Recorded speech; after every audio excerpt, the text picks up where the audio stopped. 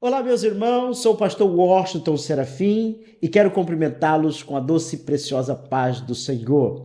Nós estamos diretamente da Central Multimídia, que está localizada aqui no Templo da Assembleia de Deus, em Brás de Pina, Ministério de Cordovil, na rua Piaíba 285.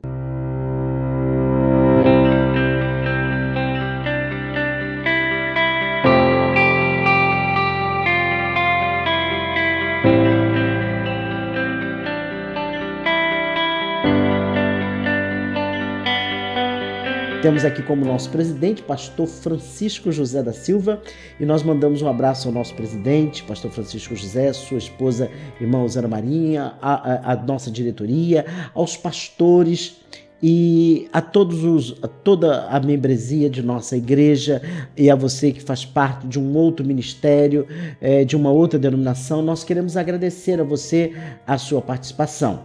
Você certamente gostando desse vídeo, deixa aí o seu like, o seu comentário, de suma importância para todos nós. Muito bem, hoje nós estamos aqui recebendo a presença da irmã Margarete de Jesus, que é membro da Assembleia de Deus em Cordovil, e nós hoje vamos tratar de um tema de grande relevância. Vamos falar sobre o envelhecimento e as suas vertentes. Irmã Margarete, a paz do Senhor, tudo bom? Tudo que alegria. bem. Satisfação. Fico muito feliz de poder rever a irmã. Algumas vezes a irmã também, eu tive a oportunidade de entrevistá-la no nosso estúdio, né, da antiga rádio ADMC. E hoje a irmã, aqui, trazendo outras inovações, né? Houve um crescimento na sua área acadêmica e na área profissional. Eu até gostaria que a senhora falasse um pouco do seu histórico e da sua formação acadêmica. Mas antes, eu gostaria de deixar um versículo da Palavra de Deus que está no livro de Salmos 92, verso de número... Vamos ler o 12, o 13 e o 14, que diz assim: o justo florescerá como a palmeira e crescerá como o cedro do Líbano, plantados na casa do Senhor, florescerão nos atos do nosso Deus. Amém. O verso de número 15, o verso de número 14, ele diz assim: na velhice darão ainda frutos, serão cheios de seiva e de verdor, para anunciar que o Senhor é reto e ele é minha rocha e nele não há injustiça. Amém. Interessante, né? Na velhice ainda darão muitos frutos.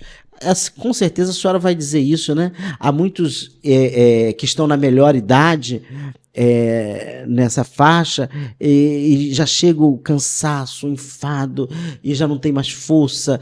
Mas a senhora vai tratar nós vamos tratar desse assunto, a pessoa chegando a uma determinada idade e que pode ainda fazer muitas coisas.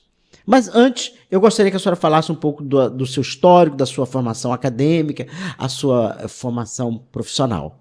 Amém. Pai do Senhor para todos. Quero dizer, pastor, eu sou sua fã, né? Eu sou teu servo. Obrigado pelo carinho. Eu fico muito feliz pela sua oportunidade de estarmos aqui tratando de um assunto que é para todos, né? Quando falamos do envelhecimento, a gente não está falando só da pessoa idosa, mas a gente está falando de algo, né, que é para a humanidade toda, né? De fato, né, houve um crescimento muito grande dentro da minha vida profissional, também da minha vida ministerial, espiritual, né? Graças a Deus, Deus tem... As promessas do Senhor têm se confirmado na minha vida. Hoje, pela misericórdia de Deus, eu sou gerontóloga por formação, tá? Pela Faculdade Unicelv, sou pós-graduada em gerontologia social, sou pós-graduada em acupuntura, também sou acupunturista, né? Eu trabalho com acupuntura. Pela misericórdia de Deus, hoje a gente está aí no último período de serviço social pela Faculdade Unicesumar, tá? E também eu fiz o curso de extensão pela faculdade Uninter, que é a respiração mecânica, né? E o SUS, E não parei, continuei, tá? Tem também curso de extensão que a gente aborda o tema sobre o autismo, né? E sua vertente, porque eu entrei um pouco para entender o que seria o autismo, porque eu tenho uma filha de 14 anos que é autista, então eu procurei a estudar, a ter um embasamento mais, assim, um pouco eficaz para mim poder também tratando dela. Hoje eu sou fundadora, né, do Instituto Cuidar e Melhor Idade, Ágape, presidente. Sim. Fundei, pela misericórdia de Deus, Deus me deu o Instituto desde 2020, né, que nós fundamos essa instituição. A instituição, ela começou abordando, né, o idoso, mas hoje nós não estamos só trabalhando com a pessoa idosa, as pessoas nos procuram para estar atendendo diversas faixas etárias. E assim, e Deus tem feito grandes coisas, né? A gente nasceu lá em Bangu, né? O Instituto nasceu em Bangu, fizemos um trabalho lá, já fundamos formamos mais de 2.000 pessoas, alunos, como cuidadores da pessoa idosa, idosos mesmo, que é o curso, né? Não é só o curso, o Instituto tem convênio hoje com faculdades, então a gente procurou ter um desenvolvimento, um aperfeiçoamento. Eu fico muito feliz porque eu acompanhei um pouco do seu trabalho. Inclusive, a senhora fez um curso lá, né? A senhora aplicou lá na nossa na congregação. Eu acredito que ali deveria ter uns 20 alunos. Quase 30. Foi quase 30 alunos. E foi principalmente o dia da formatura, foi algo assim, algo maravilhoso que a gente pode dizer para os irmãos, de pessoas que é uma profissão, né? Se formando e lutando ali pela formação, participou de várias aulas, e o dia da graduação foi algo assim extraordinário, porque conseguiu concluir e que depois dali eles são encaminhados para o mercado de trabalho. Sim, temos de lá mesmo pessoas que já atuam, já estão trabalhando, pessoas que estão trabalhando em LPIs, né? O que seria as ILPIs? São instituições de longa permanência para idoso. Pessoas que já estão trabalhando em hospitais, fazem plantões. Então, assim, capacitar, né, essa vertente de a gente capacitar as pessoas para cuidar de outras pessoas e principalmente da pessoa idosa. Hoje a nomenclatura mudou. A gente não fala, o estatuto não é mais do idoso, é o estatuto da pessoa idosa. Então, quando a gente capacita pessoas para cuidar de outras pessoas e cuidar de pessoas que é idoso, para mim é uma satisfação muito grande. A vertente de eu cuidar de idoso vem desde a minha infância. Então, Deus, assim, desabrochou no meu coração essa vertente de estar trabalhando com o idoso, e é gratificante que muitos são idosos que vivem em situação de vulnerabilidade. Muito precária, né? Muito, e vulnerabilidade social, familiar também. O abandono, os maus tratos, a violência verbal, a violência patrimonial. Então, a gerontologia também, junto com o serviço social, ela tem toda essa vertente, né? Consegue atuar. Elas andam juntas? Sim, a gerontologia, tanto que eu estou fazendo serviço social também para fazer uma junção. Porque a gerontologia, ela vai atuar mais dentro da área da saúde. Eu gostaria de saber sobre essa questão da gerontologia. O que é a gerontologia? Então, a gerontologia, ela é a área da ciência que ela atua dentro do processo do envelhecimento. A gente precisa entender o que é o processo do envelhecimento, como é que é lidar com esse processo de envelhecimento, dentro dos seus aspectos sociais, do socioeconômico, que não é só, né, a parte da saúde, mas como é que o idoso está envelhecendo economicamente falando. O idoso, por exemplo, que tem uma condição de vida muito inferior a um determinado grupo, determinada região, que a classe média é um pouco maior, automaticamente aquele processo do envelhecimento dele vai ser mais precário. Porque a gente está falando do quê? Que não tem condições, a condição de vida. Quando a gente fala dentro do processo do envelhecimento, a sociedade, a gente está falando o quê? Das regiões. A probabilidade dos idosos que não tem nenhuma patologia e que já tem patologia, que mora numa região que é precária, onde, por exemplo, não tem saneamento básico, o Estado não atua, ele desenvolver e envelhecer Mais rápido. É mais rápido. Isso não quer dizer que é por conta disso, mas a probabilidade, sim, que não tem um saneamento básico, não tem água encanada, né? Então quando a gente um programa para o idoso. Sim, assim, os programas a gente pode desenvolver, né? Sim. É levar as políticas públicas. Sim. Tá? É fazer com que, dentro da gerontologia e também o serviço social, fazer com que as políticas públicas, elas sejam de fato ali, que acontece. Né? É como se fosse uma intervenção, né? Onde o Estado não vai, a gente tem que estar ali intervindo para que o Estado chegue àquele idoso, ou para que a família, né, dá atenção mais ao idoso. Mas, assim, a gerontologia, ela atua mais para a parte da saúde do idoso, né? Os aspectos do seu envelhecimento, as perdas das suas funcionalidades, o processo do envelhecimento. Ela vem para dar todo um suporte no cuidado de uma prevenção. Da prevenção e também na melhora da qualidade de vida. Da qualidade de vida do idoso. É fundamental a gente, que é diferente da vertente da geriatria, que a geriatria, ela vai tratar da doença do idoso. O médico geriatra, ele também pode ser gerontólogo, né? Pode se formar em gerontologia. A geriatria, ela já atua mais na parte da doença, né? De tratar aquela doença, por exemplo, o câncer. O médico geriatra, ele vai, com a sua pós em oncologia, ele vai atuar ali para cuidar, para curar aquela doença. Já a gerontologia, ele vai trabalhar com o idoso para que o idoso, mesmo que ele tenha aquela patologia, mas que mesmo com aquela doença, a gente traz para ele essa melhor qualidade de vida.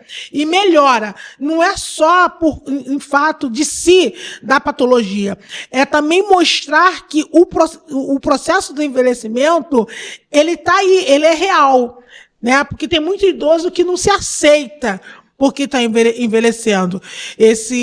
Essas mudanças psicológicas, a gerontologia, ele consegue, tá, trazer para o idoso que isso é uma coisa natural, de que todos nós estamos passando por isso, né? Eu costumo dizer, brinco em sala de aula com os meus alunos, né? Aí eles já até falam, professora, mas se você não quer envelhecer, então você não pode nascer, né? Porque nasceu, está envelhecendo. Mas como é que eu vou lidar com esse envelhecimento? Os aspectos do envelhecimento, muitas das vezes, confundem a nossa mente. As expressões faciais, as rugas, o cabelo, né, grisalho. Então, dentro do contexto da gerontologia, a gente consegue lidar com o idoso, trabalhando na mente dele e dizendo... Para que ele se aceite esse envelhecimento e que seja prazeroso, de uma forma assim que ele possa sentir que aquilo ali é a idade, está chegando a sua idade, a sua experiência de vida, muito. A maturidade. Mas alguns às vezes não aceita. Eu acredito que a gerontologia, ela vem para dar um esclarecimento. Nasceu para trazer a cereja que estava faltando no bolo. No bolo. Né? Para a cereja que estava faltando no bolo, até mesmo para os gerontólogos, né? É fascinante quando você consegue ter essa compreensão que esse processo do envelhecimento, estamos passando por isso, que são fases da nossa vida, as etapas, que não tem como a gente pular. E a senhora tem algum exemplo que possa passar para os nossos ouvintes? De alguém que começou, sentiu que a idade está chegando, ele não se aceita, Como é que foi essa adaptação? Assim, na verdade, assim, as pessoas não conseguem se adaptar, né? Não aceita, muitos não conseguem aceitar. Mas quando a gente trabalha com equipes, né, tá, multidisciplinares, que a gente trabalha com psicólogo, a gente trabalha com essas equipes que vai estar auxiliando, a gente consegue um pouco amenizar, né? E tudo para proporcionar essa qualidade de vida.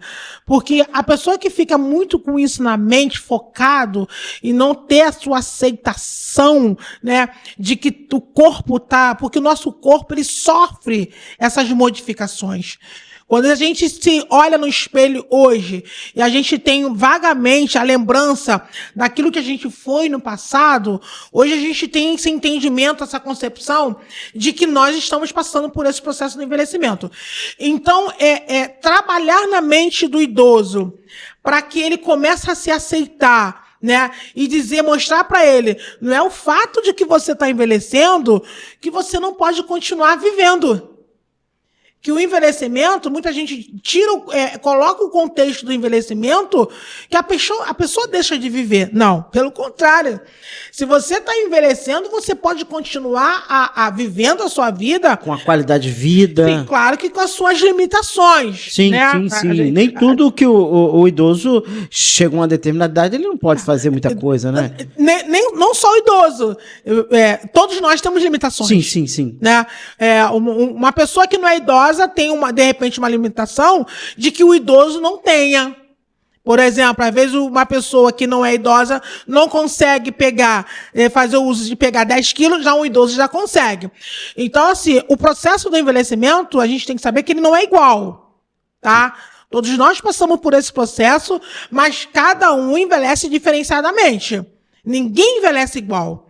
Nós passamos, tá? Todos juntos passamos por esse processo de envelhecimento, mas ninguém está envelhecendo igual o outro. Não é porque um idoso desenvolveu uma doença, uma patologia, que o outro vai desenvolver. Não. Existe também o fator da genética, né? As doenças hereditárias, o estilo de vida, a cultura. Então, tudo isso faz parte da gerontologia. Então, assim, vê que é um campo muito amplo. Não fica focada só em um determinado assunto ou em um determinado aspecto.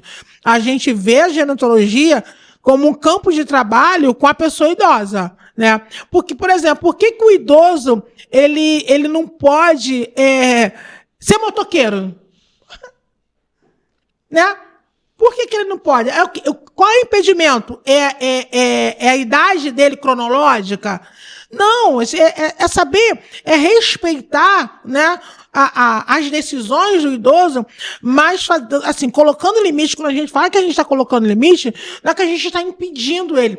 E hoje a gente vê muito idoso com depressão porque está sendo tirando o direito deles de ir e vir. Porque o idoso tem sentimentos, tem pessoa, ele tem escolha, né? Eu falo dentro das LPIs... A senhora diria o quê? Pai, você não pode fazer isso. Avô, você não pode fazer mais isso. Seria nessa questão? O filho que limita o pai. Ele começa a se sentir limitado. Na verdade, ele já começa a se sentir rejeitado.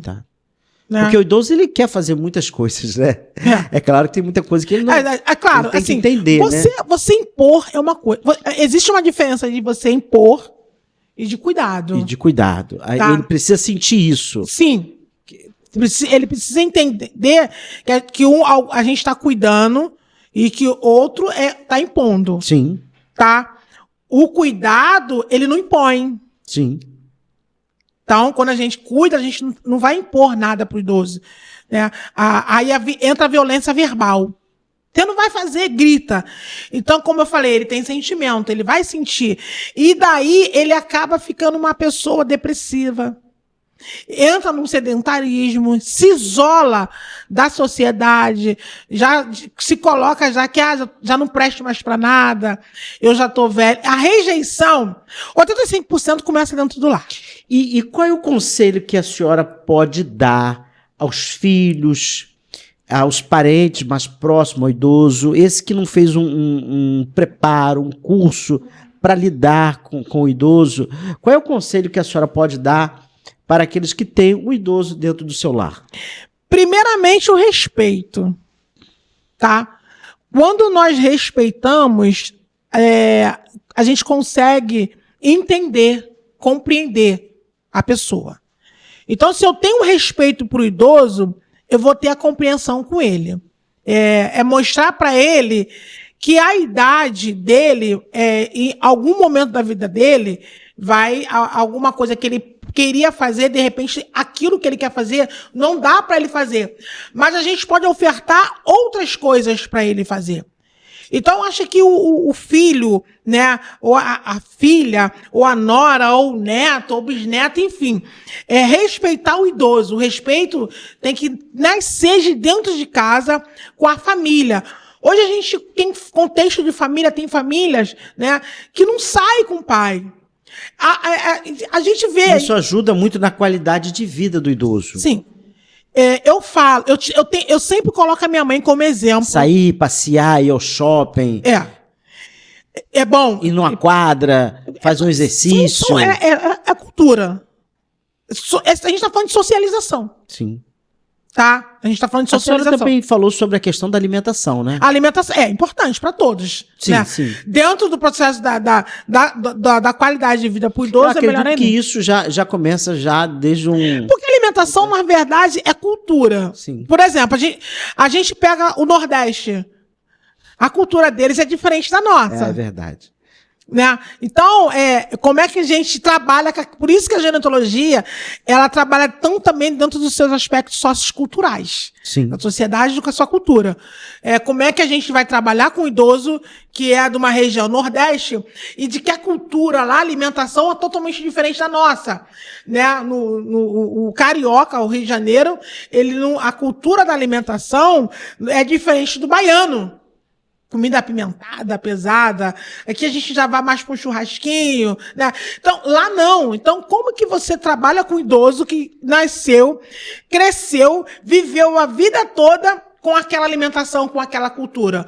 É mostrar para ele... Não é que ele está proibido de comer, mas, assim, limitar, diminuir. Se você come 2 pizzas, come uma. Se tu come uma, come metade. Chega um determinado tempo que muitas coisas têm que começar já. É interessante a senhora falar sobre a cultura, porque nós estamos falando para todo o Brasil e para todo mundo, e para vários estados do nosso Brasil. Eu quero agradecer a grande audiência. Nós estamos toda quarta-feira. Esse programa é transmitido aqui diretamente da Central Multimídia, aqui na Assembleia de Deus, o Ministério de Cordovil. E hoje nós estamos entrevistando a nossa irmã Margarete, que ela aqui apresentou no início da programação o seu histórico acadêmico, a sua formação acadêmica e também a sua formação profissional. A senhora falava sobre a questão da alimentação, né? A alimentação a pessoa que é diabética, né? Saber que tem que evitar o doce, o hipertenso, evitar o sódio. Então, o idoso, a gente não consegue impor. Sim. Mas nós temos que mostrar para ele que o que ele não fazendo está trazendo qualidade de vida para ele. Conscientizá-lo, Exato, né? Isso a palavra é essa, conscientizar de que o sódio, o açúcar faz mal para todos nós. Sim. Né? Mas para quem tem determinada doença, quem tem determinada patologia, é mais agravante. Sim, né? Sim. Não o risco de infarto acaba crescendo, né? Pro hipertenso, tá? Pro diabético, se encher de açúcar, né? Muito doce, o rins. Então, o nosso corpo é um sistema. Trabalha em conjunto. O coração trabalha junto com o pulmão. Tem uma hora que ele vai sinalizar. Sim, porque se o meu rins, a gente já sabe que isso passa essas alterações por conta do processo do envelhecimento. Se eu tô com o meu rins defasado, né? Se tá sofrendo essas alterações, essa mudança, se eu tô envelhecendo, automaticamente, ele tá perdendo as suas funcionalidades. todo o nosso sistema, dentro do seu processo de envelhecimento, perde as suas funcionalidades. Entendi. Vai ter pessoas que não vai ter nenhuma doença. Vai morrer de quê? Da própria velhice. Ah, do que seu Joãozinho morreu? Velhice. Não tinha nada. Mas tem pessoas que acabam desenvolvendo alguma patologia, até mesmo por conta da sua genética. É aí que a gente tem que cuidar mais ainda, né? Conscientizar o idoso. Se não pode, né? Conversa com o médico, vê se abre um pouquinho mão, não vai deixar também de viver os seus prazeres. Eu nunca falo pro idoso, olha, você tem que deixar de comer, não. Eu aprendi isso, a desenvolver a técnica. A senhora fala isso nas suas palestras para os seus alunos? Falo. A gente tem todo um material. A senhora pode pincelar mais ou menos alguns itens que são falados no cuidado do idoso? A gente fala sobre o cuidado, né? Que é uma coisa simples. Tapete, né? Que é uma coisa que a gente que vê que é bobeira, não, mas isso corre, pode ter queda, evitar. Fio, né? Nós falamos já adaptar, a gente tem que adaptar o lar para o idoso. A gente fala que a queda dentro da terceira idade, ela é muito ruim, porque o idoso, ele perde, né? A sua estrutura óssea, né? Por conta do processo de envelhecimento, principalmente na mulher, a tendência de desenvolver a osteoporose é maior. Então, um simples bater, né? Pode ter uma fratura no fêmur e isso prejudica muito, que às vezes a idade não tem como fazer cirurgia e quando você fica sem se movimentar, os seus órgãos vão perdendo as suas funcionalidades. Algumas pessoas, ou em alguns casos, quando tem a fratura do fêmur, às vezes algum vai a óbito, por quê? Porque já não se movimenta mais. Então, assim, um problema vai trazendo outros problemas. Então, é evitar algumas coisas... Evitar quedas que há dentro de casa para que o idoso não possa manter um ambiente bem iluminado, cores, né? Isso ajuda muito, né? Porque a vista do idoso ele vai ficando embranquiçada, vai perdendo, né, a visão. Então, são detalhes que a gente às vezes não se atenta, mas que é importante para a qualidade de vida do idoso. Deixar de, assim, remédio, né? Porque o idoso, quando ele vai perdendo, né, a visão, ele não consegue, né, distinguir o que é o remédio que é. Vamos botar que tem caixas de medicamentos que são iguais, né? A indústria farmacêutica faz isso porque não quer investir. Então, por exemplo, a gente tem caixa de medicamentos da losartana que é igual ao Tenolol, então o idoso não vai saber diferenciar. Então, a gente está auxiliando, eu acho que quando a gente fala de auxiliando, tem que entender uma coisa, o Estatuto da Pessoa Idosa diz que é dever da família. Primeiro ponto. Esse é o dever da família. É o pilar. Dever da família cuidar do idoso. O Estado e a sociedade. Então, é obrigação nossa, né, como os filhos, como netos, cuidar do idoso. É nossa responsabilidade. Só que nós não estamos preparados, a gente não conhece. Nós não conhecemos o que é o envelhecimento e muitas das vezes perdemos essa paciência.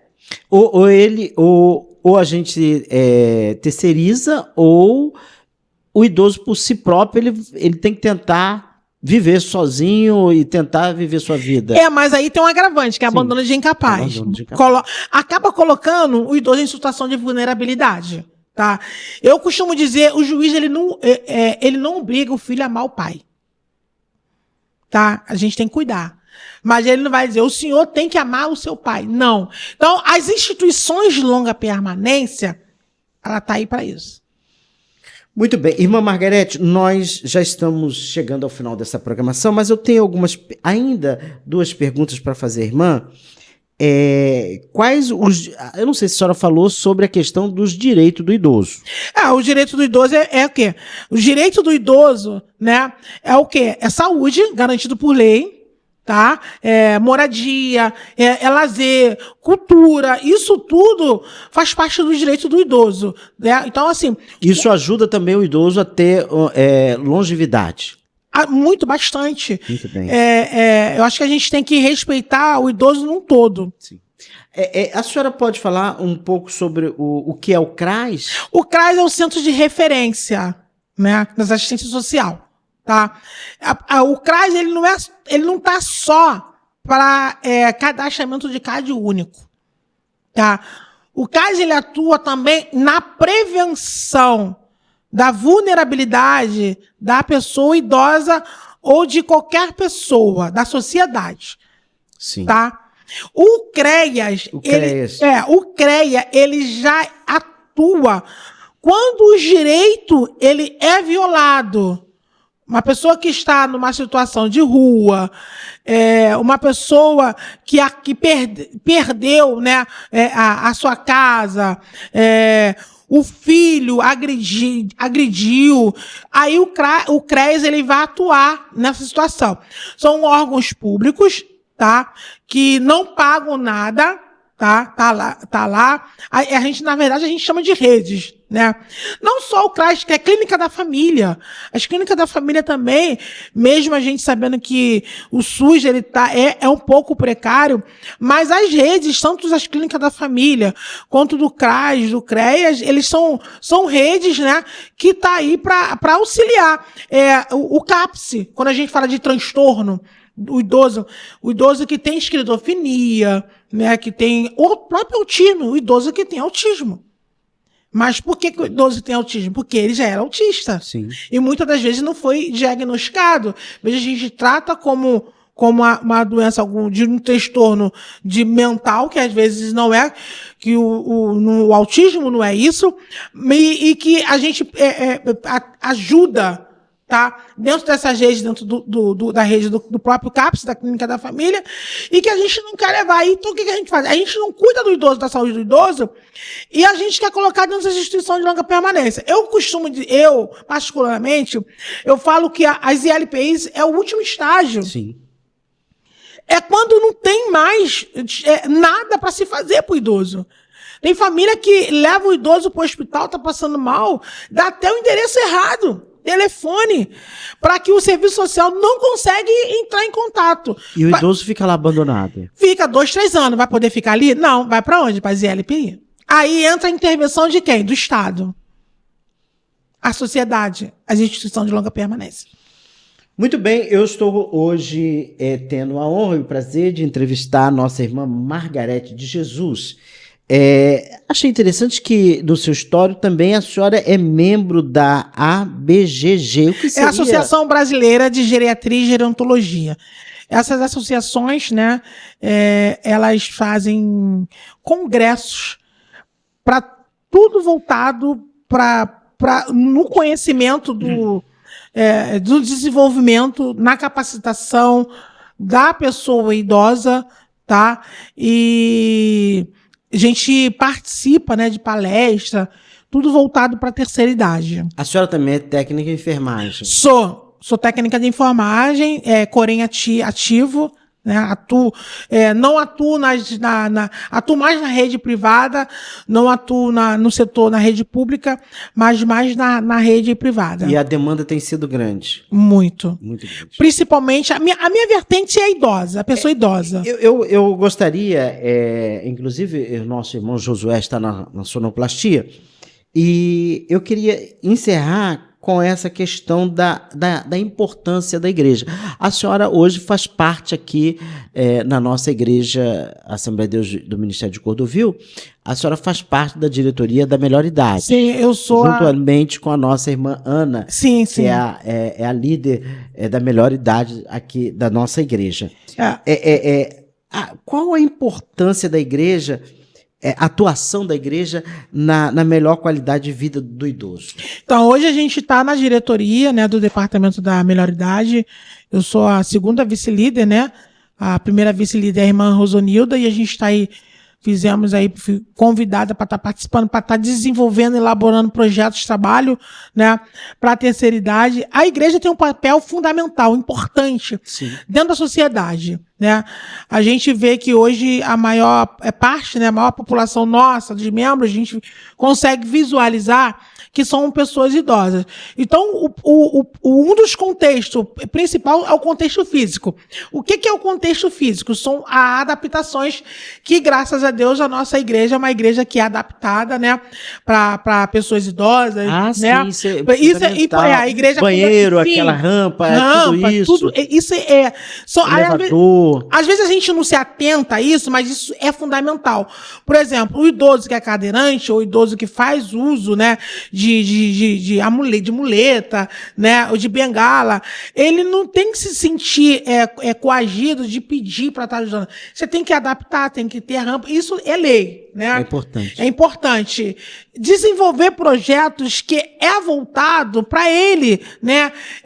Gincanas, o próprio passeio cultural que está dentro da CF, sim, né? Da Constituição Federal nossa, que a gente vai tratar das atividades cognitivas para os idosos, elaborar gincana, trabalhar com o neurônio. A gente vai estar retardando o desenvolvimento da doença de Alzheimer, as atividades motoras. A gente vai trabalhar também no retardamento do Parkinson. Então, a igreja, ela tem um potencial muito grande de trazer todo esse projeto, esse trabalho pedagógico voltado para a terceira idade, para estar trabalhando. Porque o idoso que ele está aflorando, que ele está cuidando da sua saúde, é um idoso que é constantemente chegando à igreja. Verdade. A gente não é verdade. A gente vê que o idoso, ele é constante ali no trabalho de oração, nos cultos, ele chega cedo, ele ajuda. Foi muito bom a senhora destacar. Não é só o lado espiritual, mas o lado secular. O passeio. Nós fizemos o passeio lá no Palácio, né, da Presidencial, lá no Catete, com a terceira idade. A gente vê que eles gostaram, porque eles estão se socializando, né? Mostrar para a sociedade, olha, eu sou uma pessoa idosa, estou na terceira idade, mas eu estou aqui, eu faço parte dessa sociedade também. Eu também posso. A gente tem que quebrar esse tabu, esse preconceito de que... E outra coisa que eu gosto de frisar, que às vezes as pessoas se confundem. Idoso é 60 anos, não é 65. 60 anos. Tá? Mas benefício, por exemplo, Rio Card, 65 anos. Mas a pessoa idosa é 60 anos. Muito bem. E as nossas congregações, acredito que 99% delas já têm um trabalho, um departamento da melhor idade.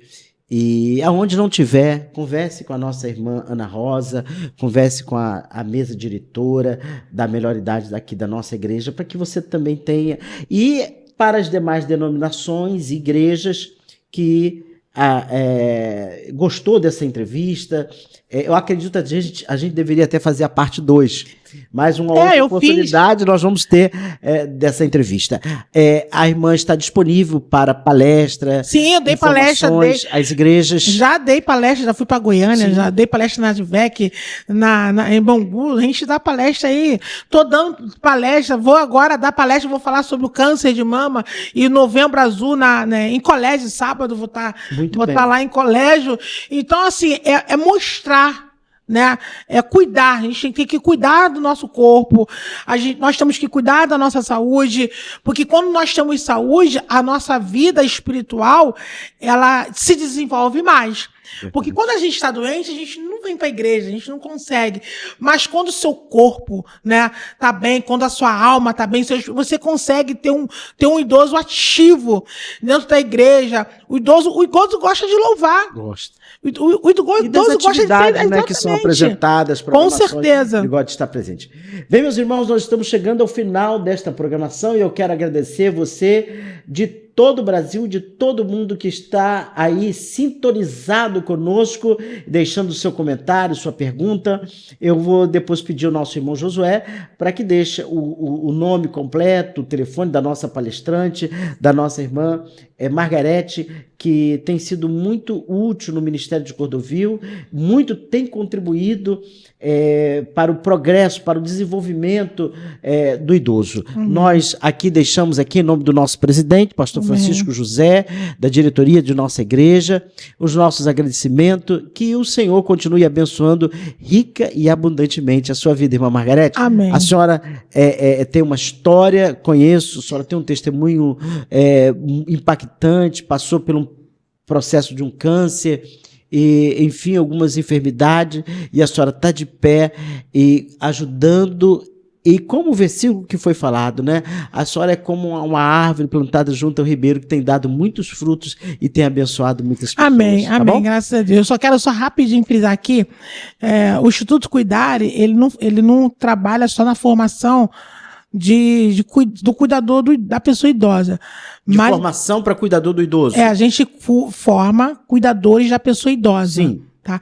Mas também a gente ministra curso para o idoso. Ah, que muito bom, muito bom. Tá? A gente o idoso, por que o idoso não pode ser um cuidador? Ah, muito bom. Olha aí. Então, a gente aqui deixou uma deixa para uma próxima entrevista. Muito obrigado, meus irmãos. Amém. Vamos orar, vamos falar com Deus. Amém. Eterno e bondoso Deus, Amém. glorificado e exaltado seja o teu nome.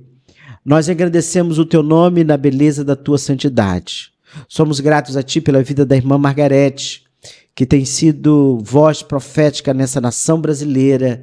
Ela tem sido, Deus, um instrumento para ajudar a muitas famílias, muitos idosos, formando homens e mulheres, ó Deus, para cuidar de idoso. Pai, continua abençoando Amém. o trabalho das suas mãos, honrando, ajudando a tua serva.